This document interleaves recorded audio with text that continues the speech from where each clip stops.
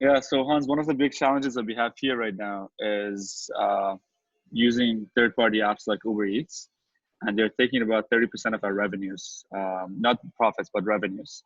What's your experience with food ordering apps like Uber Eats? I guess we try to avoid them because we realize that this is happening. There is Uber Eats, of course, here as well in Amsterdam, but the good situation that we are in is that we can cycle to our local shops or walk to our local shops and order on the spot. And we try to support our local businesses as much as possible, or we cook ourselves, of course, and then we buy at the local grocery stores. So just a couple of days ago in our council in Halifax, our city manager came out and said opening up the streets to the pedestrians and cyclists is premature. And as a business owner that relies on that foot traffic, when I hear that, I'm extremely frustrated and angry because I hear you say you can support your local shops and your local stores because you have the ability to walk there and cycle there. Yet in our city, council has provided free parking.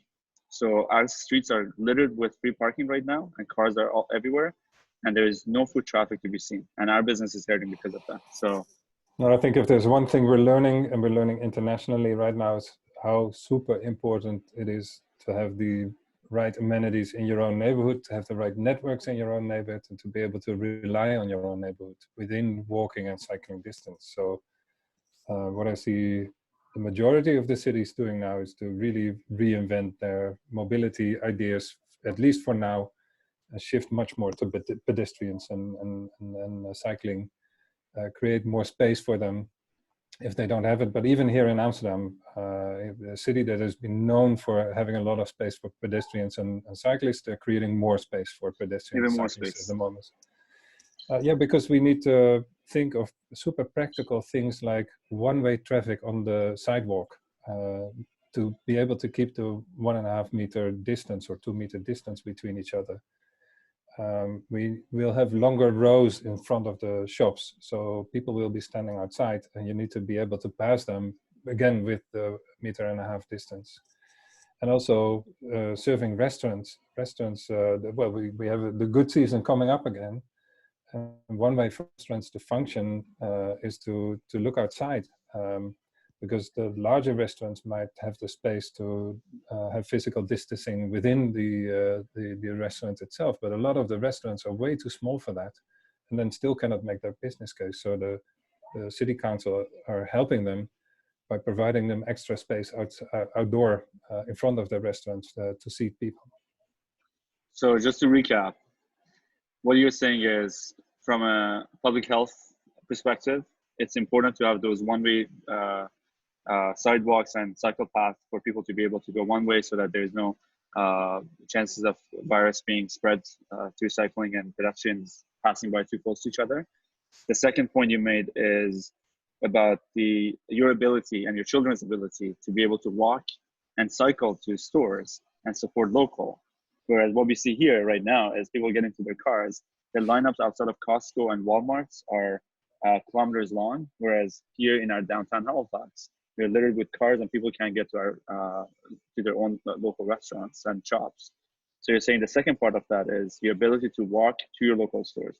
And the third point you made, which I've been very keen on, is moving forward, we are not going to be able to open up our stores and shops and restaurants in full capacity because we're going to continue to have social distancing and physical distancing parameters in place for at least another foreseeable future. At least people are saying another year.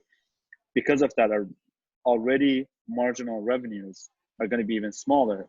So your city and Europe and in the Netherlands in general, you're providing this space in the street for the restaurants to be able to utilize that as their own space to be able to survive this crisis. Exactly, but this is also happening in the US, for instance, in a lot of cities right now, or we see it happening in Asia.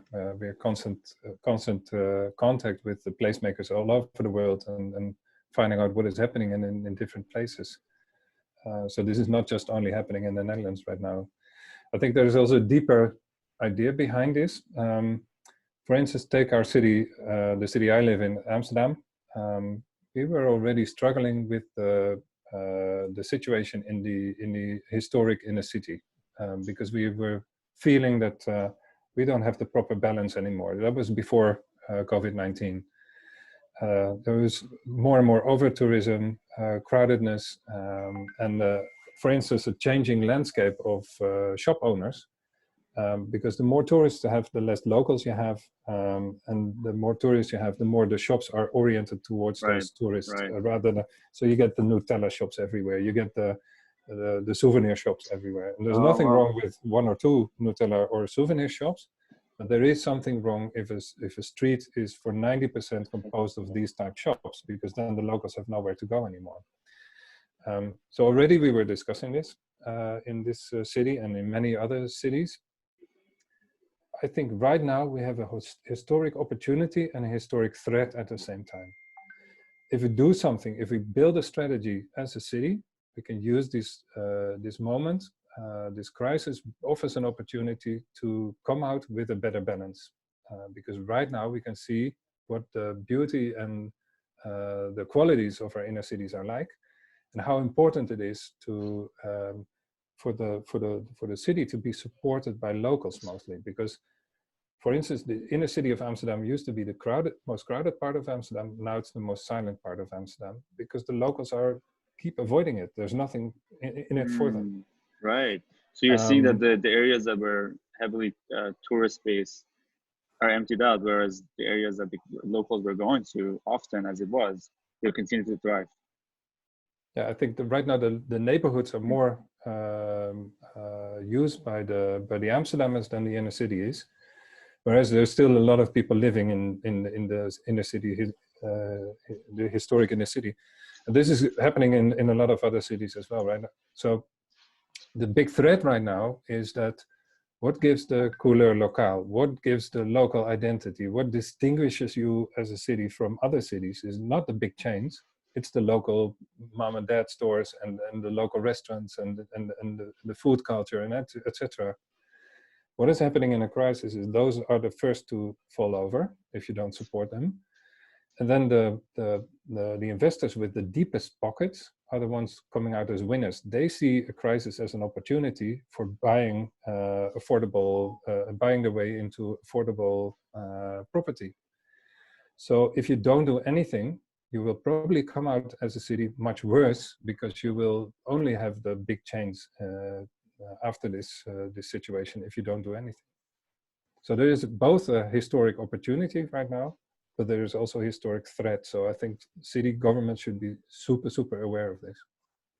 I'm just going to pause this for 1 second, Hans. I apologize, just 1 second. Yeah, so one of the trends that I was looking at the historic, what happened back in 2008 to the restaurant industry. I'm fairly new to this industry myself. And what you see is that when the crisis happened, it wasn't even as severe as this when it comes to what it did to the restaurant industry. The first stores the restaurants that were gone were independent restaurants. And the ones that survived are the chains like McDonald's and, whatever, exactly. all the other ones out there. And on the property side of things, the last crisis we saw that, it all basically started in 2008, or at least here in the Netherlands. 3 years later, the property market was at its lowest point. So we will see that happening now again. So 3 years from now will be the opportunity for the investors with the deepest pockets to start buying in.